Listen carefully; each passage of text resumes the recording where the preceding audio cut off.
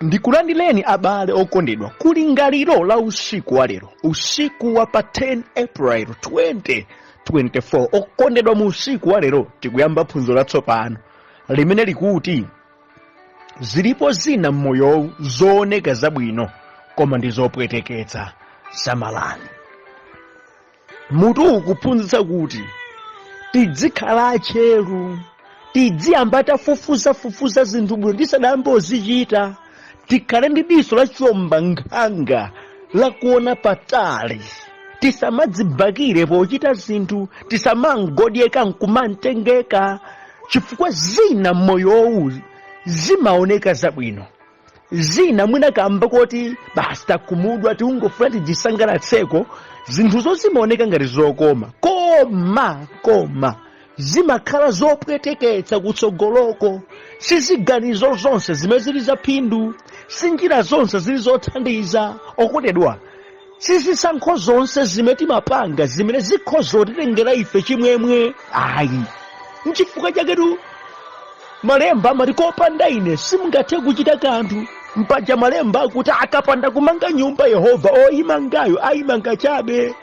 Kuti tidzakhoza kuchita zonena mdziko lapansi, titsogoza Ambuye atithandize, popeza zina zimene zikhoza kuoneka zabwino m'maso mwathu nzotitengera chipweteko, nzotitengera misozi, nzotiswa mtima. Tidzapewa bwanji izi tikatsogoza Ambuye atithandize? Ameni. Ndipo musiku wa lero ndi phunziro loyamba limene likuchokera pa Miyambo chapter number 14 ndimeke imodzi yokha ndime ya number 12. Malemba mchichewa cha lero akuti pali njira ina yooneka ngati yabwino kwa munthu, koma kumatsiriziro kwake ndi kuimfa. Ameni. Mama wa Mulungu amenewa titsogozedwa ndi kulingalira kuonena kuti nthawi zina kuganiza kwako munthu kumaoneka kwa nzeru, maplani ako amaoneka abwino, ndipo zisankho zako umazitenga zopambana, koma si zonse zimakhala zaphindu. Ameni. Nthawi zina munthu ukamakhala umatha kudzitenga wekha wanzeru, nthawi zina kulingalira kwako umakutenga ngati nkwabwino, ndiwe munthu woganiza bowu kwa basi. Nthawi zina zisankho zako umati apa nde ineyo ndachita bwino, osadziwa kuti zimene ukuzisankhazo, zimene ukuziganizirazo, maplani amene uli nawo ndithu ndi maplani amene akutengera misonzi, akuliza, ulira ndithu. Okondedwa, alipo anthu mmene ankasankha anzawo, amati akusankha bwezi lothandiza, amati akusankha ntchito yabwino, amati akusankha malo abwino, koma ndikuyankhula pano akupanga regret. Ndikadadziwa sinkadasankha izi, ndikadadziwa sinkadachita izi, ndikadadziwa sinkadafika pano. Pozichita zinthu zomwe amazichita out of love, amazichita mongodzipereka, amazichita zinthuzo monena kuti koma papa ziwaonetsa kuti ndadolo ndakatakwe, koma ayi lero lino akulira nadzo. Njira imene dasankha lero lino idabweretsera mavuto, zisankho zimadasankha lero lino zikualiza. Maplani amene amati ngabwino lero lino zawakhika pakhosi, akukanika kuti apeze mtendere nazo. Lero anthu akamabanika pano, sikuti pamene adafika pobanika nazozi nkuti patanso adaona zaphindu. Padzana amaona zokhazokha zokoma, zovuta alimo lerozi sadazione. Ayi, sadazione. Ayi, that's why ndikuti si zonse zimakhala zaphindu. Ayi, ena akudziwa lero kuti chisankho changachi si chaphindu, ena akudziwa lero kuti njira ndadutsayi si yabwino, ena akudziwa lero kuti munthu uyuyu mtambwali, ena akudziwa lero ntchito iyi yovuta, ena akudziwa lero pajapa ndalakwitsa, akudziwatu lero mmene amazichita poyambirira, mmene amaziyamba samagwirika, samamva za aliyense, adadzitenga kuti zabwino, mutu mwawo amati zikuyenda, maplani amene adakhazikitsa amati zidzawayendera bwino kwambiri, amangoona zonse tayali. Misonzi ya leroyi samayiona, kukhumudwa leroku samakuona, kusweredwa mtima asweredweraku sadalingalireko. Zilipo njira zimene zimaoneka ngati zabwino, chilipo chidawakopa nkutheka mwinanso nkutheka sadaligalire mozama adalibe mpata ofufuza lero ndizi mtsinje wati mkanena ukuthera musizi lero. Ameni. Okondedwa atandimvani, ukakumana ndi zikhumudwitso mpamene umazindikira kuti pena sizidayende, chowawa nkuti umakhala utakumana kale ndi mingwingwirima yake. Apa mpamene mabwera mawu akuti kupewa kumaposa kuchiza. Chizindikiritso chakuti zisankho zidali zolakwika, chizindikiritso chonena kuti chiganizo chija sichidali chabwino, chizindikiritso chakuti njirayi yolakwika ndi pamene wakumana ndi zina koma tuzopweteka zedi, pamene moyo sukuyendanso monga mwachiyembekezo. Izi zimakhala zovuta kupiririka. Chifukwa chani? Zimakhala zotsatira za chiganizo cholakwika, zotsatira za chisankho cholakwika, zotsatira za machitidwe osafufuza bwino. Ambiri akagwa mtsoka, ambiri akagwa m'mavuto mpamene amadziwa nkadadziwa sinkadachita izi. Zowawa zimene zimakachangamutsa, zimakayeretsa m'maso kuti azindikire kuti pena pake sizidayende, ndatsata zosafunika kutsata, ndachita zosafunika kuchita, ndasankha zosafunika kusankha, akuyenda m'mingwingwirima. Nawo chopweteka nkuti umakhala kuti mingwingwirimayo ukukumana nayobe sungayizembe. Ayi sungayizembe, zoti zikupeza ndithu, ukumana nazo ndithu, zipweteka ndithu. That's why chenjezo likubwera m'maphunziro amene ndidzakhala ndikuphunzitsani kuti samalani. Tisamala bwanji abusa? Tikatsogoza Mbuye Mulungu adzititsogolera. Akapanda kumanga nyumba Yehova omangayo ayimanga pachabe. Malemba pena akuti kopanda ine simungathe kuchita kanthu. Tinafunika muzathu zonse timtsogoze Mulungu, otherwise misozi sikatha m'masaya mwathu. Tizichita zinthu mochita ufufuzira ndipo tikhaula kopsa mdzikoli. Chifukwa zilipo zina zimene maso athu amatha kujaja nkunena kuti nzabwino, koma hayi ndithu nkuseri kwake kwabisira zopweteka ndi misozi yowawa. Samalani okondedwa. Ameni. Mawu a Mulungu amene awerengawo pa Miyambo 14 ndi namba 12 malemba kuti pali njira ina yooneka ngati yabwino kwa munthu, koma kumatsiriziro kwake ndi kuimfa. Ameni. Ndimati ndikambirana abale okondedwa kunena kuti mudziuze inuyo, mutsimikize mu mtima mwanu inuyo kuti ndinu munthu amene muli ndi malire, ndinu munthu amene simudziwa zonse, ndinu munthu amene mukhoza kulakwa, ndinu munthu amene kusankha kwanu kukhoza kukutengerani kutchire. Mufike povomera, chifukwa ngati simuvomera mukhala munthu wamakani ndi wamwano odzitenga ngati kuti malingaliro anu mpothera, zisankho zanu mpothera, zimene mwaona inu ndezenizeni. Andi izizi moyo oterewu ndi umene umampangitsa munthu kuti akapezeke m'mavuto mosavuta. Alipo bena amene savomera moyo umenewo, amadziyenereza ndiwo, amadzitenga anzeru, amadzitenga ngati apamwamba ndipo samvanso zabwino. Makamaka akakhala kuti apanga chiganizo amakhala anga mbuzi imene kalira wanchere imabwerabwera, olo kuimenya chimtundu wanji imabwera pobe.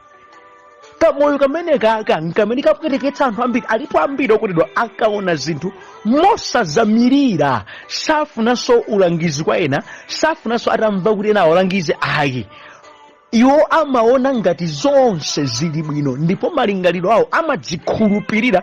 Alipo anthu okondedwa amene amadzikhulupirira akatakakamire zinthu, akatakakamire mamuna, akatakakamire mkazi, akatakakamire chochitika china chake, kuziona zinthu zopweteketsa, koma akati azikakamire kuzikakamira pena sokamba zile kuti ine chida chitika nchati kuti ukakamira kwanga kudzitere.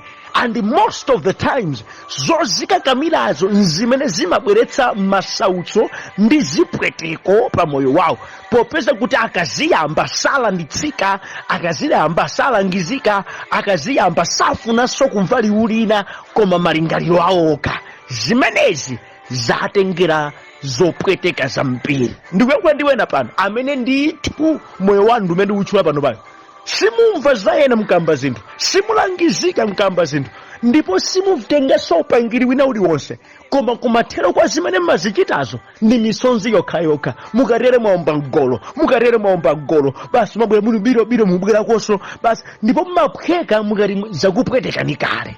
Okondedwa mufika povomereza, sindinu wanzeru pothera.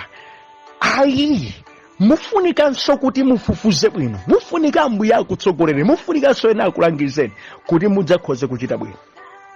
Amene kamoyo kosafuna kutenga za enaka, kongoona ngati zimene maso aona ndi zenizeni kakupweteketsani, chifukwa zilipo zina zimene zimaoneka zabwino m'maso mwanu koma ndithu ndi zopweteketsa. Kamundimvetsa kale.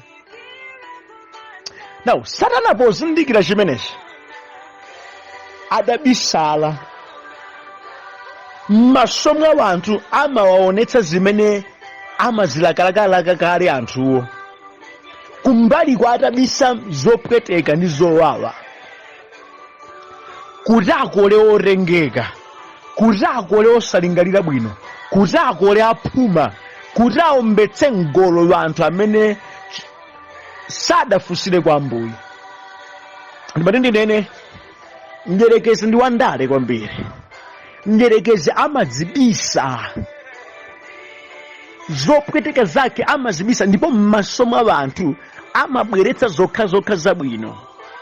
Monga muja adachitira pa Genesis 3 kuti Adamu ndi Hava achimwe, adawauza mawu ooneka ngati omveka bwino akuti kufa simudzafa.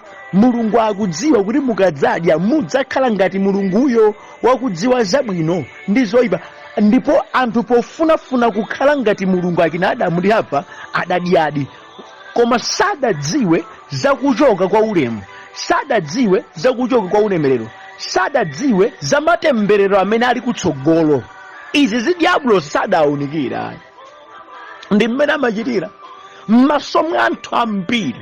Amatha kuwaonetsa zinthu zooneka ngati zabwino, zooneka ngati zopambana, zokhala ngati thandizo ndithu. Amabweretsera zinthu zimene ndi diso la munthu ayi zimakhala zokhutitsa mtima.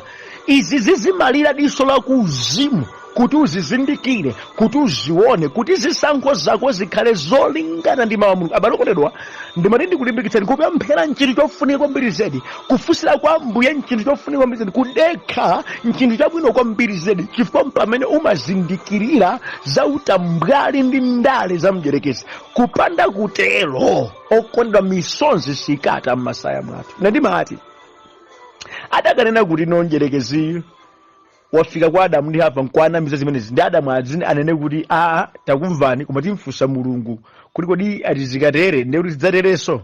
Ayi ndikuzani adakamutha, koma nophuma kulakalaka zapatsogolo kudapangitsa kuti okondedwa alakwe, ndipo atalakwa kamodzi koma zowawa zimene adaziona zamnanu. Mdierekezi akubisa kwambiri, akuyambitsa anthu mnyano atabisira mavuto kutsogoloko, akuyambitsa anthu utambwali atabisira kuchakachika kutsogoloko, akuyambitsa anthu ma arguments angati kapabanja atabisira kusiyana ndi kuzunzika kutsogoloko, akuyambitsa anthu moyo wachisawawa atabisira imfa kutsogoloko, akuyambitsa anthu uchimo atabisira zopweteka za mpiri kutsogoloko. Izi wakuyambitsanizi zikuoneka ngati zabwino, ndipo mukunjoya nazodi, ndipo zikuoneka ngati zikupindulani, koma kodi mukudziwa chimene wakubisirali chokuwawani kutsogoloku? Pamenepo mpamene pagona ngozi yoopsa. Zikuoneka zoona, zikuoneka zabwino. Malemba kuti ilipo njira yooneka ngati yabwino kwa munthu, koma kumathero ndi njira za imfa. Zimene mdierekezi wabisa. Okondedwa, mukamachita zinthu zosiyana ndi zimene malemba akunena, mudziwe muonongeka ndithu. Ndikambe ndiwena pano amene mukundimva, amene mwachasalika kusiyana ndi zimene mulungu akunena, mwachasalika kumachita zinthu zozolowera pamaso pa mulungu. Wakuyamba kukuyendetsani njira imene pamaso pano mukupezamo phindu, pamaso pano mukunjoya nayo, pamaso pano zikuoneka ngati zili bwino, koma ndimati ndinene wakubisirani china chake chimene mudzalira ndithu. Simungadzipezere nokha mayankho osati mothandizidwa ndi Ambuye nkuyembekeza kunjoya kulibe. Ngati mupeza china pa moyo wanu maina si mulungu, mudziwe kuti mukhaula ndithu, mulira ndithu, musauka ndithu. Ambuye akapanda kukhala chitsogolo cha zinthu, akapanda kukhala thandizo la moyo wanu, akapanda kukhala wokutsogolerani, ndikuwuzani kusautsidwa kwa moyo wanu sikuli patali, sikuli patali, sikuli patali. Amen, sikuli patali. Samalani malokondedwa. Abusa tisamala bwanji ife mukhala mwa Ambuye nthawi zonse, kutsogoza mulungu nthawi zonse, kumchita chifuniro cha Ambuye, kumvera malemba akuti chiyani. Zimaoneka zopusa zimenezi, koma ndi zimene zikhoza kuusunga moyo wanu. Kutsatabe njira za Ambuye zooneka ngati sizochenjera, zooneka zachikalekale, zooneka zachidaladala, koma ndiye mathandizo osunga moyo wanu. Amen. Baba unena kuti zimaoneka zabwino koma mathero ake ndi njira za imfa. Now, umakazindikira kuti ndachita chola, ndasankha zolakwika, uli kale muimfayo, popyatu pamenepo kukazindikira kuti hogo ndalakwitsa, sindachite bwino, yandilakwira apa, yachima pa izake, mpamene uli kuimfako imene adayibisa mjerekezi, adakuonetsa mathero okoma, koma ukazindikira uli kutchire. Abale, tikumva zambiri masiku ano zimene amatiuza anga njira zabwino zopezera chuma, njira zabwino zopitira kumwamba, koma ndithu zikusemphana ndi mawu a Mulungu. Now, pakutsata zimenezi ndi kuyendamo mzimenezi zimaoneka zobeba ndithu, koma tikazindikira kuti itaphonya, uli kale malo amene sungalape, uli kale malo amene iweyo chatsala mchilango basi. Ichi chinchopweteka kwambiri zedi, kuchipewa kwake kwa ichi mpanopa pamene mudzazindikira choonadi, ndipo ndi choonadi icho chimene chikhoza kumasulani. Kupanda kuzindikira choonadi ndi tsoka lalikulu, chifukwa uzikazindikira uli kale mchiwonongeko zimene zilibe livesigiya. Ena panopa akuzindikira kuti ndidasankha molakwika, chifukwa ali pakatikati pa ng'anjo ya masautso. Ena panopa akukhala mokhumata, akupanga regret, chifukwa zambiri zimene amaziya zaonongeka kale, ndipo ali kale mmasautso andiwe yani. Sangathenso kuzikonza, akungolira chisomo cha Ambuye. Ndeti matini nene zamdziko munomu izi zibolani, tikhoza kupemphera zimene ziza Ambuye nkuzikonza. Izizi mukuma nazozi Ambuye akhoza kuthandizira chifukwa simudafa. Koma choopsa kwambiri nchakuti mutsate njira yoyipa nde mufe. Mukafa muli njira yoyipabe kulibenso chipulumutso china kutsogoloko. Ndeti matini ndiyambire pamenepa. Kukamba za zimene zaonongeka kale, kamba kakuganiza kwathu kolakwika, kamba kaphuma lathu, kamba kosankha zinthu molakwika, ndimati ndikudandaulireni izizi tiyeni tigonje, tilape, tipemphere Ambuye ndidachita molakwika, koma thandizeni kutulukamo. Ndipo kuyamba kwa lero Mulungu nditsogoza inuyo, chimene mungandipatse inuyo nchimene ndidzalandira, nchimene ndidzayendamo. Ndikuwuzani mukayenda chotere simudzakhumudwitsa, popeza Mulungu sakhumudwitsa. Olo mudzadutse mmasautso a mtundu wanji, Ambuye adzayima nanu chifukwa zachokera kwa Iyeyo. Kuyesa kwanu musiye, mulole Iye ndi amene achite. Ndikunena kuti chani, zamdziko munomu zimatha kukonzeka poti sitidafe. Zamunomu Ambuye akhoza kutiyambitsanso kwatsopano poti tikadali ndi moyo. Koma choopsa kwambiri mvetseni, ndi pamene mwenda mnjira yolakwika mpaka namufika pomwalira. Abale, kumeneko ndi ZDP zabwino palibe, sizingakonzekenso. Ndiye ulangizi wanga nawo. Abale okondedwa, tiyeni titsogozane Ambuye mzochita zathu. Tiyeni timvereni kumwamba, makani ndi Mulungu lekani. musakhale ndi phuma poti mwati mmapemphera musadayambe kuchita chiganizo cha mtundu wina uliwonse chokhudza moyo wanu, chokhudza tsogolo lanu, chokhudza banja lanu, chokhudza yambani mwapemphera mokwana. Pezana assurance yochokera kwa Mulungu akulimbikitseni Ambuye above your emotions.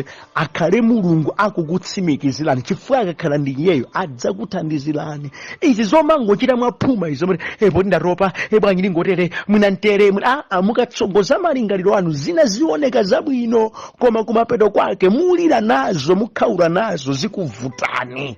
Tamlekani Ambuye akugwireni dzanja, lolani Ambuye akutsogoleni. Take your time and pray.